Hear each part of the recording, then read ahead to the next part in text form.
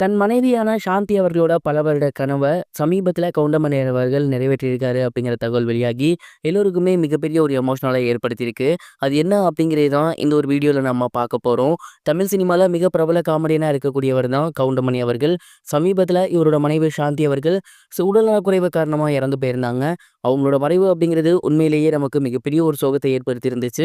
தொடர்ந்து அவங்கள பற்றி நிறைய விதமான செய்திகள் வந்த வண்ணம் இருக்கு. அந்த வகையில் சமீபத்தில் தெரிய வந்திருக்கிறது என்ன அப்படின்னா, கவுண்டமணி அவர்கள் அவங்க மனைவி ஆசைப்பட்டதை பண்ணியிருந்தே தான் சாந்தி அவர்களுக்கு அவங்க இப்போ இருக்க வீடு இல்லாமல் மிகப்பெரிய ஒரு வீடு கட்டி அதில் இவரும் அவங்களும் இருக்கணும், சந்தோஷமாக குடும்பத்தோடு இருக்கணும் அப்படிங்கிற ஒரு ஆசை இருந்திருக்கு.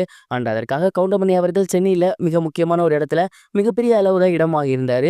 பட் அந்த ஒரு இடம் பார்த்தீங்கன்னா ஒரு சில லீகல் இஷ்யூவால், அதாவது இன்னொருத்தவங்க அதில் வேற ஒரு விஷயம் பண்ண போகிறேன்னு சொன்னதுனால கவுண்டமணி கொடுத்துருந்தாரு. அவங்க சொன்னதையும் பண்ணலை, கவுண்டமணி சார்ட்டு அந்த இடமும் கொடுக்கல.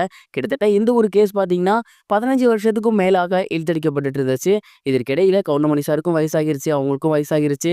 இது சுமூகமாக முடிக்கணும் அப்படிங்கிற எண்ணம் கவுண்டமணி சாரோட வீட்டில் எல்லாருக்குமே இருந்திருக்கு. குறிப்பாக அவங்களோட மனைவிக்கு. ஏன்னா நம்ம சொன்னது பண்ணலன்னா அட்லீஸ்ட் நம்ம ஆசைப்பட்ட மாதிரி அங்கே வீடு கட்டி மிகப்பெரிய அளவில் நல்லபடியாக வீடு கட்டி அங்கே நம்ம குடியேறலாம்ல அப்படிங்கிற ஒரு எண்ணத்தோட இருந்திருக்காங்க. அவங்க ஆசைப்பட்டது போலவே சமீபத்தில் தான் பார்த்தீங்கன்னா கிட்டத்தட்ட 15 வருஷம் கழிச்சு அந்த இடத்துக்கு நீதி கிடைச்சிருந்துச்சு. அந்த இடம் இவங்களோட பேர்லேயே மறுபடியும் கிடைச்சிருந்துச்சு.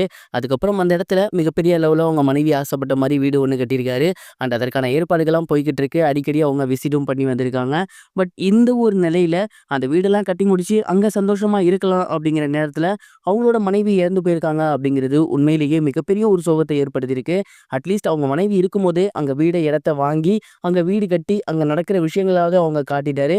20 வருடமாக அவங்க ஆசைப்பட்டிருந்த விஷயத்த அவங்க கண்ணு முன்னாடி காட்டிட்டாரு. பட் அந்த இடத்துல போய் அவங்க சந்தோஷமாக வாழ முடியாமல் போயிடுச்சு அப்படிங்கிறது அவரோட ஒரு ஏக்கமாக இருந்திருக்கு. இந்த ஒரு விஷயத்த நேற்று கவுண்டமணி சார் அவங்களோட ஃபேமிலி மெம்பர்ஸ்கிட்ட சொல்லி அழுதுருக்காராமா. இது கேட்டு நமக்குமே உண்மையிலேயே மிகப்பெரிய அளவில் ரொம்ப எமோஷனல் ஆகுது. இதை பற்றி நீங்கள் என்ன நினைக்கிறீங்க? மறக்காமல் கமெண்ட் பாக்ஸில் ஷேர் பண்ணுங்க. இது ஒரு புறம் இருக்க, கன்னட ஆக்டர் ரிஷப் செட்டி அவர்களோட இயக்கத்தில் வெளிவந்திருந்த கான்ட்ரா படம் மிகப்பெரிய ஒரு வெற்றி பெற்றிருந்துச்சு. அந்த படத்தோட 2ஆம் பாகம் ரொம்பவே விறுவிறுப்பாக படமாக்கப்பட்டு வந்துட்டு இருக்கு. இது சீக்வல் அப்படிங்கிறத விட ப்ரீக்வல் அப்படின்னு சொல்லலாம். கான்ட்ரா உருவாக்குறதற்கு 300ஆம் நூற்றாண்டில் எப்படி இருந்துச்சு அப்படிங்கிறத பற்றி படம் பேச போகுது. இதற்கான ஷூட்டிங் ரொம்பவே விறுவிறுப்பாக வந்துகிட்டு இருக்கு. இந்த ஒரு நிலையில அந்த படத்தில் நடிச்சிருக்கக்கூடிய ஒரு சைடு ஆர்டிஸ்ட் இறந்து போயிருக்காரு அப்படிங்கிற தகவல் வெளியாகி எல்லோருக்குமே மிகப்பெரிய ஒரு அதிர்ச்சியை ஏற்படுத்தியிருக்கு.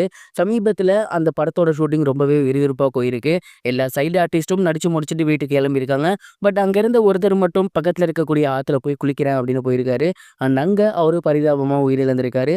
இது ரசிகர்களுக்கும் சரி அந்த செட்டுக்கும் சரி மிகப்பெரிய ஒரு அதிர்ச்சியை ஏற்படுத்தியிருக்கு. இந்த ஒரு விஷயம் கேள்விப்பட்டு ரிஷப் செட்டி வருத்தம் தெரிவிச்சிருக்காரு. மேலும் இதுக்கப்புறம் செட்ல பாதுகாப்பை பலப்படுத்த சொல்லியிருக்காரு. ஆமா, இதுவரைக்கும் கனெக்டிங் டிவிக்கு சப்ஸ்கிரைப் பண்ணனா மறக்காமல் சப்ஸ்கிரைப் பண்ணிக்கங்க. உடனடி அப்டேட்ஸ் பெறுவதற்கு நோட்டிஃபிகேஷன் பெல்லையும் கிளிக் பண்ணிக்கங்க.